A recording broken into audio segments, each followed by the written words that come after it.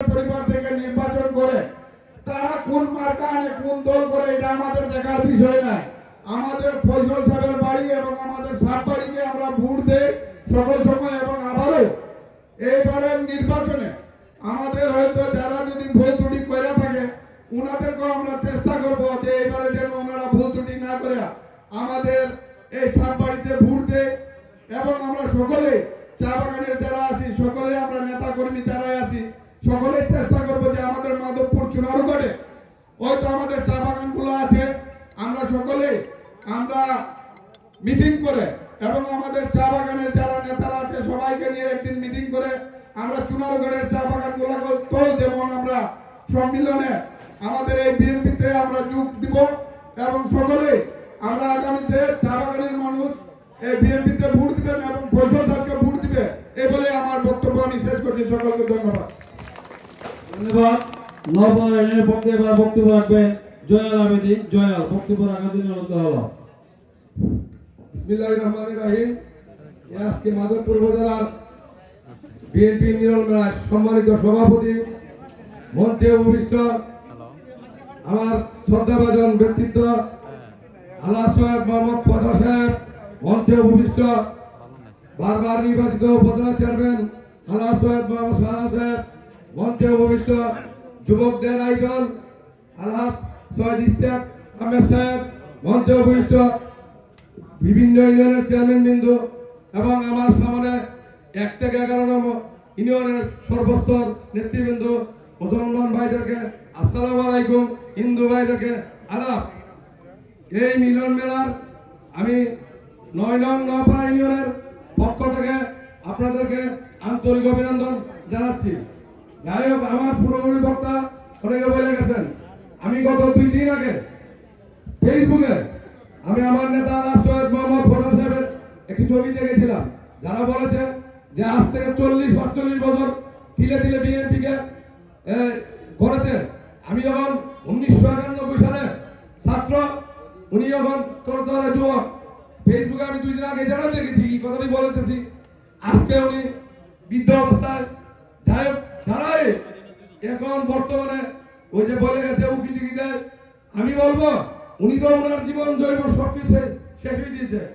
আপনারা উকি টিকি না দিয়ে সবাই মিলে ভাই ভাই হিসাবে আসেন, আমরা কাঁধে কাঁধ মিলে, যেহেতু একটা সুবর্ণ সুযোগ আসছে ওনার ওই জীবনের শেষ সময়, আপনারা সবাই মিলে একত্রিত হয়ে আমরা ওনাকে এমপি এবং মন্ত্রী হিসাবে দেখতে চাই।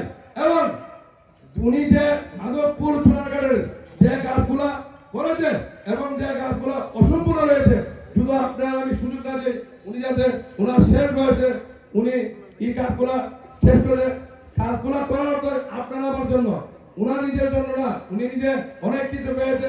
উনি দেখেন বক্তৃতা বলে যে আমি 4-5 নির্বাচন করছি, আমার কিছু ক্ষতি হয় নাই। উনার একটার পর একটা মিল করতে আছে, ক্ষতিটা হয়েছে আপনার আমার। উনি যদি একটা মিল হয় তা আপনার আমার এলাকার সর্বস্ত জনগণ মিল ফ্যাক্টরিতে কাজ করবে, খাইবে। তাই আমি আমার বক্তব্য দীর্ঘায়িত করবো না। সবাইকে আবার 9 নং নপাড়া ইউনিয়নের পক্ষ থেকে ধন্যবাদ জানিয়ে আমি আমার বক্তব্য শেষ করছি। আসসালামু আলাইকুম। ধন্যবাদ। এবার বক্তব্য রাখার জন্য অনুরোধ করা হচ্ছে বুল্লাহ বীর মর্তুজা আলী, বক্তব্য রাখার জন্য অনুরোধ করা হলো।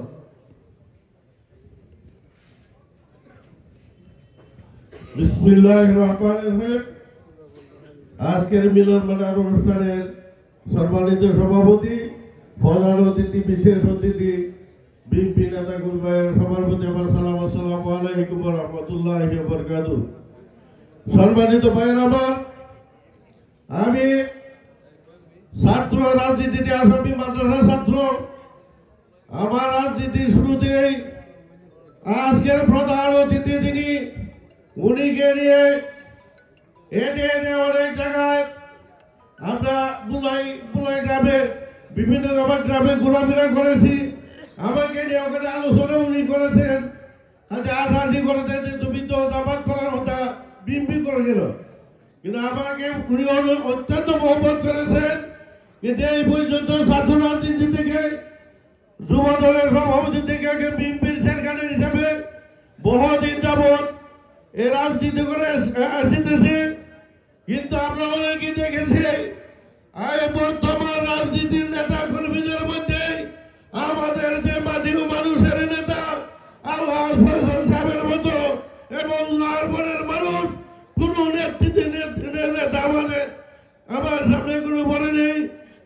আমি আমার সেই নেতার দীর্ঘায়ু কামনা করি যে আমাদের অতীতে যতদিন আমাদেরকে নিয়ে উনি দুঃখ কষ্ট করে গর্বতে আমাদের সাথে আছেন, আমি উনাকে বলতে চাই যে উনার শেষ পরিস্থিতিটুকু যেভাবে পারে আমাদেরকে নিয়ে সামনের আমাদের ভবিষ্যতের নেতৃত্ব দেওয়ার সুযোগটুকু যাতে করে দেয়, এই আশা ব্যক্ত করে আমার সংক্ষিপ্ত বক্তব্য শেষ করলাম।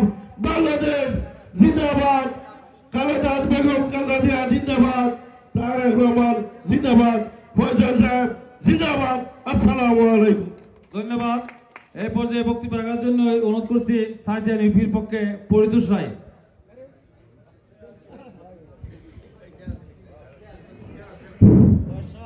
বিসমিল্লাহির রহমানির রহিম। আজকের বিএনপি মিলন মেলা দীর্ঘ 17 বছর পর অনুষ্ঠিত হতে যাচ্ছে। আমি আমার পরিচয়টা দিচ্ছি আগে। ইয়র্তি আমার বাবা মৃত ফণীন্দ্রচন্দ্র রায়, আমার কাকা মহেন্দ্র রায়, আমার চাচা সত্যেন্দ্রচন্দ্র রায়। নয়াপাড়া আসতো, মঠকলা তখন নাম ছিল, কাপড়ের ব্যবসা করত। শেষকাল আমি বাবার পরে আমি কাকার সাথে আসছি। তখন থেকে আমি সায়াম ওই যে জায়গায় সায়াম পথে বসছিল ওই জায়গায় আমি আসে সেরে জিরাইতাম গাছের তলায়, বড় বট গাছ ছিল। এবং আমার পরিবার, আমার বাবা ফণীন্দ্রচন্দ্র রায়, সত্যেন্দ্র রায়, হরিবল রায় বাবা তাদের নাম ছিল, ওনাদের নামে সায়াম ফ্যামিলির থেকে চিঠি যায়। আমি তখন 8 বা 9 সম্ভবত আমি দেখতেছি যে সাহেব পরিবার থেকে চিঠি দিতেছে, কিতা বিষয় কিতা, ওই পূজা, ওই অভিনন্দন, ওই আসা যাওয়া যোগাযোগ তাদের সাথে ছিল। তখন থেকে আমি আমার বিবেককে জিজ্ঞাসা করছি আমি কোন দল করি, কেন করি, আমি নয়া পারবানি দল করবো, আমি বিএনপি করি, আমি আমার বাবার চিঠি রাখবো, বাবার শরীরে রক্ত আর ছিল তখন আমি রক্তের সাথে বেইমানি করতে পারি না। তার থেকে আমি সেদিন থেকে বিএনপি প্রতিজ্ঞা করে আমি আজ পর্যন্ত বিএনপি আছি। কিন্তু দুঃখের বিষয় অনেক লোক বলেছে হিন্দুরা নাকি বিএনপি করে না, তারা নৌকায় ভোটের, তাদের এই প্রান্ত ধারণা মন থেকে সরে ফেলুন। তো আমি কি বলবো, নয়াপাড়া সায়াম ফ্যামিলি যে আজকে বর্তমানে সায়াম ফ্যামিলি সৈয়দ মোহাম্মদ ফয়সাল সাহেব উনি অত্যন্ত গুরুভাজন, শ্রদ্ধাভাজন এবং বিএনপির মাধবপুরের কান্ডারি, সাবেক সভাপতি বিএনপির হবিগঞ্জ জেলার, সহসভাপতি আমার 3 বার নির্বাচিত জননেত্রিত মাধবপুর উপজেলা সৈয়দ মোহাম্মদ সাদান সাহেব। আমি বেশি কথা বলতে চাই না, আমি মাইক নিলে অনেকক্ষণ সময় দিতে হয়, অনেক কথা আসে, কিন্তু বলতে ছাড়বো না আজকে যেহেতু সময় কম। আজকে মিলন মেলা আমাদের হাসি খুশি আনন্দ ফুর্তি করতে চাই এবং আমাদের মূল উদ্দেশ্য হচ্ছে কি, মাধবপুর চুনারঘাট নির্বাচনী এলাকার বিএনপি সৈয়দ মোহাম্মদ ফয়সাল সাহেবকে আমরা দেখতে চাই আগামী ক্যান্ডিডেট হিসাবে। এটা বিকল্প কোনো প্রার্থী নেই। পরবর্তী প্রজন্মে কে আসবে সেটা আমরা আমাদের ছেলে মেয়ে, আমাদের ছোটবেলা ইয়াং যারা নির্বাচিত করবে। জনগণের ম্যান্ডেট আমরা এবার আমরা জানাচ্ছি যে একমাত্র সৈয়দ মোহাম্মদ ফয়সাল সাহেব যেন আমাদের মাধবপুর চুনারঘাটের ক্যান্ডিডেট হতে হয়, আর নতুবা আমরা হেরে যাব। আমরা মাধবপুর চুনারঘাটের অনেক জায়গায় নির্বাচনী দেখতেছি যারা ফয়সাল সাহেব সাহেবের সাথে মিল্লা চালা করতো, তারা আজ ক্যান্ডিডেট হয়ে যায়। আর কিছু কিছু লোক আমাদের মধ্যে তারা খাবারের জন্য এই জন্য সেই জন্য মাধবপুর চলে যায়। কেন? জায়গা কোনো বিবেককে কে বিএনপি প্রতিষ্ঠাতা, কে মাধবপুর চুনারঘাটের জনক? তাই আমি বেশি কথা বলতে চাই না, শুধু একটি কথা বলতে চাই, আওয়ামী লীগ চলে গেছে, কেন চলে গেছে সেই দিক বিবেচনা করবেন। আজকে বিএনপি আমরা এখনো জয়ী হয় নাই, বিএনপি পার্লামেন্টে এখনো আসে নাই। আসবে কখন? যখন আমরা একটা সঠিক ব্যালেন্স দিয়ে প্রয়োগ করতে পারি তখন আসবে বিএনপি, এর আগে নয়। কেন বলছি? বিএনপি কিছু টেন্ডারবাজি, দালালবাজি, চাঁদাবাজি, দখলদারি, জবরদখল এগুলা কেউ করবেন না। এটা আমার বিএনপি বিএনপি হাইকমান্ড তারেক জিয়ার নির্দেশ। সর্বশেষে আমি খালেদা জিয়া, ম্যাডাম খালেদা জিয়ার সুস্থতার কামনা করে উনি বিদেশে চিকিৎসা করতেছেন এবং আজকে কালকে ভিতরে উনি উন্নত চিকিৎসার জন্য টিকে করতে হয়, তার প্রাইভেট চিকিৎসক নিয়ে চিকিৎসা চলবে। সর্বশেষে মাধবপুর চুনারঘাটের আমাদের বিএনপির মূল কান্ডারি সৈয়দ মোহাম্মদ ফসল সাহেবকে আমরা দেখতে চাই নির্বাচনের প্রার্থী হিসেবে। এই বলে আমি আমার সংক্ষিপ্ত বক্তব্য শেষ করলাম। খুদা হাফেজ। ধন্যবাদ। সময়ের দিকে খেয়াল রেখে যারা বক্তব্য রাখবেন, তো এই পর্যায়ে বক্তব্য রাখবেন চাইতে ইউপির পক্ষে শহীদুল ইসলাম বাবু।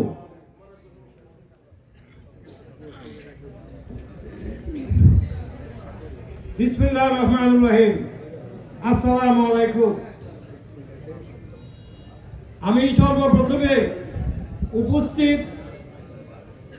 প্রধান আকর্ষণ সহ যারা আছেন সকলের দীর্ঘায়ু কামনা করে আমি আমার বক্তব্য শুরু করতে চাই।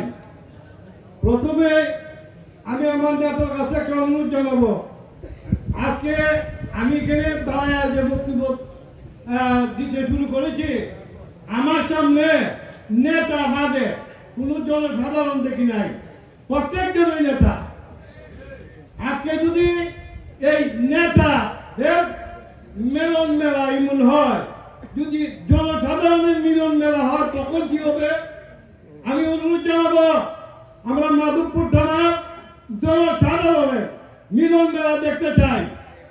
তবে একটা সমস্যাও আছে, আমার মনে হয় আমাদের নেতা জনসাধারণের মিলন মেলার জন্য মানে মাঠ খুঁজে পাবে না ইনশাল্লাহ। আমি বিশ্বাস করি বাংলাদেশের প্রধান উপদেষ্টা ডক্টর মোহাম্মদ ইউনূস ব্যতীত কোন লোক যেভাবে খুঁজে পাইছে না, মাধবপুর সোনারগাঁয়ে বিএনপির মনোনীত ফসল সাহেব ব্যতীত অন্য কোন লোক খুঁজে পাবে না ইনশাআল্লাহ। মাধবপুর আমি কি বলবো, মার কাছে মাসিক গল্প পাওয়া যায় না। আমি ফসল সাহেবের গুণাগুণ আমার চেয়ে প্রতিটা মানুষ আপনারা বেশি জানেন। আমি যদি ওনার নীতি আদর্শ সহ ব্যাখ্যা বিশ্লেষণ শুরু করি আমার 1 ঘন্টা সময় লাগবে। সুতরাং আমি এত সময় নিতে চাই না। আপনারা যারা পুঁটি মাছের মতো লাফালাফি করছেন, বিভ্রান্ত সৃষ্টি করছেন, আপনারা চেয়ে দেখুন এখানে প্রতিটা নেতা আপনাদের সমকক্ষ, যারা লাফালাফি করছেন আপনাদের সমকক্ষ। আমরা মনে করি বিশৃঙ্খলা সৃষ্টি না করে আরো মনে করি শুনেন, আপনার নেতা হইতে চান, আমাদেরও নেতার ঘাটতি আছে, মানে 1-2 নেতা হয় না, শত শত নেতা দরকার। ফসল সাহেবের যে গুণ আছে এর যদি 100 ভাগের 1 ভাগ আপনাদের কাছে থাকে আমরাও আপনাদেরকে স্বাগত জানাবো। যাই হোক, আমি আমার বক্তব্য দীর্ঘায়িত করতে চাই না। আমি এই সকলের সুস্বাস্থ্য কামনা করে আমি এখানেই শেষ করতে চাই। আসসালামু আলাইকুম। ধন্যবাদ। সৈয়দ মোহাম্মদ ফজল সাহেব দিচ্ছে না পুঁটি মাছ এবং শরীর শাসক কিংবা যা সম্মানিত উপস্থিতি। এই পর্যায়ে বক্তব্য রাখবেন 11 নং বাগাসপাড়া ইউনিয়নের যুবকদের পক্ষে মারুফ আহমেদ মারুফ। বিসমিল্লাহির রহমানির রহিম। আজকের এই মিলন মেলায়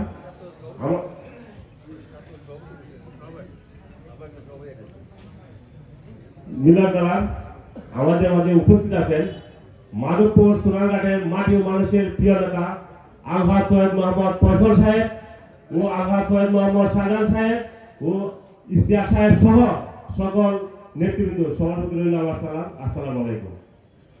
আমার আগে অনেক বক্তারা অনেক কিছু বলে গেছেন। আমরা সাবের সামনে আসলে অনেকে অনেক কথা বলি, কিন্তু বাস্তবে কাজ হয় না। আপনাদের কাছে একটা রিকোয়েস্ট, মুখে যা বলবেন বাস্তবে তা করবেন। আমরা আমাদের যে নেতা আপনারা জানেন, আমি ছোটবেলা থেকে দেখে আসছি এই ফসল সাহেব এই মাধবপুর সোনারঘাটের জন্য কি না করছেন, কিন্তু বিনিময়ে উনি কিছু পাইছেন না, শুধু আমাদের দলটাকে দিয়ে গেছেন। আর এখন আমরা দেখতেছি বিভিন্ন জন 10 জন 15 জন কর্মী নিয়ে আসে, 15 জন 20 জন 50 জন কর্মী নাই, কিন্তু সে এসে বলে মাধবপুর মাটি ও মানুষের নেতা। আসলে লজ্জা করে যারা এইসব কথা বলে, আসলে আমাদের কিন্তু লজ্জা করে। আমরা অনেকে শুনতেছি ইদানিং যে এমুক নেতা টিকিট পাইছে, পকেটে নিয়ে নিয়ে টিকিট আসতেছে। আরে বিএনপিটা এত সস্তা দল না, বিএনপি এত দুর্বল দল না যে কাউকে এই মার্কা দিয়ে দিবেন। আমরা আমাদের নেতার কাছে একটাই দাবি, নেতা আপনাকে নিয়ে আমরা আগামী নির্বাচন করতে চাই, আপনি আমাদেরকে নৈরাশ করবেন না, আমরা আপনাকে নিয়ে আগামী নির্বাচনটা আমরা করতে চাই। এই বলে আমার বক্তব্য শেষ করলাম। আসসালামু আলাইকুম। ধন্যবাদ মাহরুফকে।